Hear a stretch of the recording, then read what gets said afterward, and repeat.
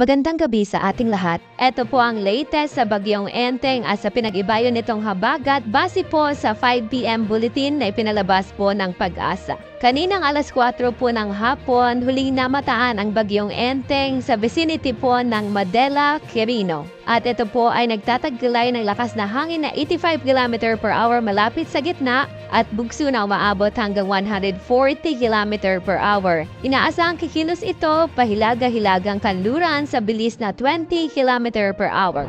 Ang Bagyong Enteng ay inaasahan pong patuloy na kikilos ng pahilaga-hilagang kanluran at kikilos din po pahilaga dito po sa Cagayan Valley or Northern Cordillera Administrative Region. Habang tuloy-tuloy po itong kikilos palikod dito po sa may Babuyan Channel by tomorrow.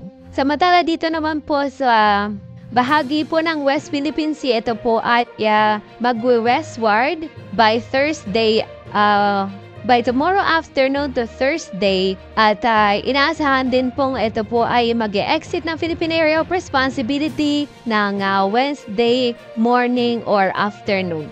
Ang Enteng po ay inaasahang mame-maintain ang tropical storm category habang ito po ay nagtatraverse dito po sa northern Luzon area at inaasahan din po ito ay mag-intensify bukas ng hapon at magiging severe tropical storm ng bukas ng hapon din po hanggang gabi at magiging typhoon category naman ng Huwebes. Nakataas pa rin po ang tropical cyclone wind signal number 2 sa Ilocos Norte, Apayao, eastern portion ng Kalinga, Cagayan kasama na po ang Babuyan Islands, Isabela, Quirino at northern portion ng Aurora.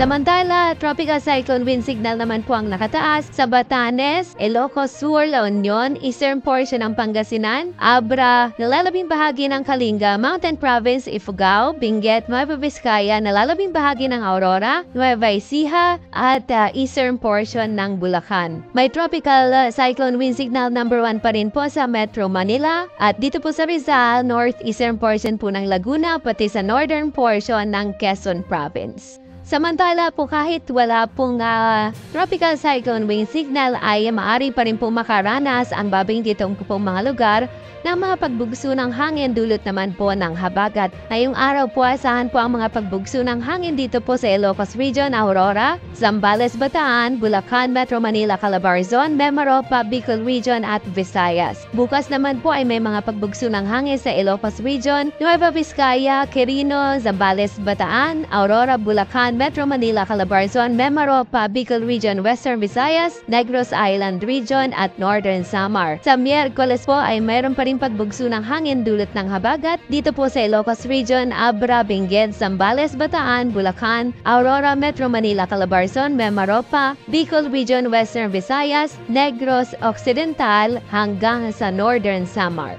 Samantala, bukod po sa hangin ay merong kakibat po na ulan na ang nadala ang Bagyong Enteng pati na rin po ang habagat. Kaya naman po asahan ang malakas hanggang sa matinding ulan po sa Ilocos Region, Nueva Vizcaya, Quirino, Isabela, Apayao, Abra, Benguet, northern at central portions ng Aurora, the northern and central portion ng Quezon Province kasama na po ang Polillo Islands, Rizal, Laguna, Cavite, Aurora, the eastern portion of Isabela, Cagayan, kasama na po ang Babuyan Islands, Occidental Mindoro, Oriental Mindoro, Northern Palawan, kasama na po ang Calamian, Coyo at Cagayancillo Islands. Samantala, katamtaman hanggang sa malakas ng bompo mga pagulan ang inaasahan dito po sa may Zambales, Bataan, Nueva Ecija, Bulacan, Rizal, Metro Manila, nalalabing bahagi ng Cagayan Valley at Cordillera Administrative Region, nalalabing bahagi ng Palawan, Marinduque, Romblon, Camarines Norte at nalalabing bahagi ng Central Luzon, pati na rin po sa nalalabing bahagi ng Calabarzon. Bukas naman po, ito po ang magiging senaryo po ng mga pagulan.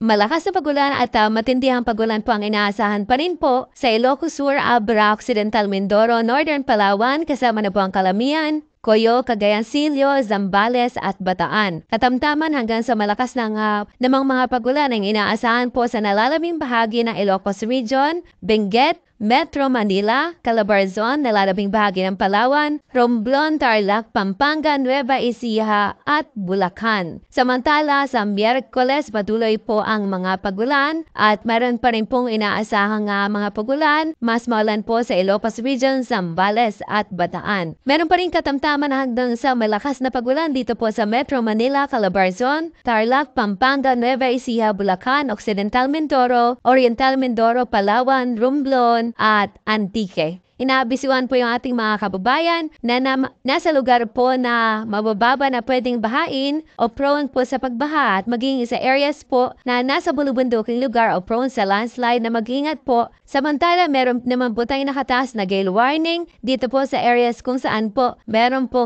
sa coastal areas po kung saan po nakalagay po ang pulang marka. So, meron po tayong gale warning sa northern at eastern coast po ng Cagayan kasama na po ang Babuyan Islands, Isabela, Aurora, northern coast of Ilocos Norte, ito po yung Pagudpod, Bangue at Burgos, sa Batanes, eastern coast ng Quezon Province kasama na po ang Calawag, Lopez, Quezon Alabat, Perez, Gumaca, Plaridel at Timonan, Mauban, Real, Infanta, General Nakar, including Polillo Islands, pati na rin po sa karagatan po na malapit po sa Camarines Norte. Although ito pong gale warning, ito ay warning po sa ating mga kababayang mangingisda na gumagamit ng maliliit ng sasakyang pandagat na bawal pong maglayag. Yung ating po mga kababayan na gusto mag-swimming dito po sa mga karagatan sa Luzon at Visayas ay inaabisuhan po na wag po muna sa panahon ngayon hanggang po sa Biyernes dahil sa mga ganitong panahon po medyo mahirap pong pagtiwalaan po ang dagat kahit katamtaman hanggang sa maalon po ang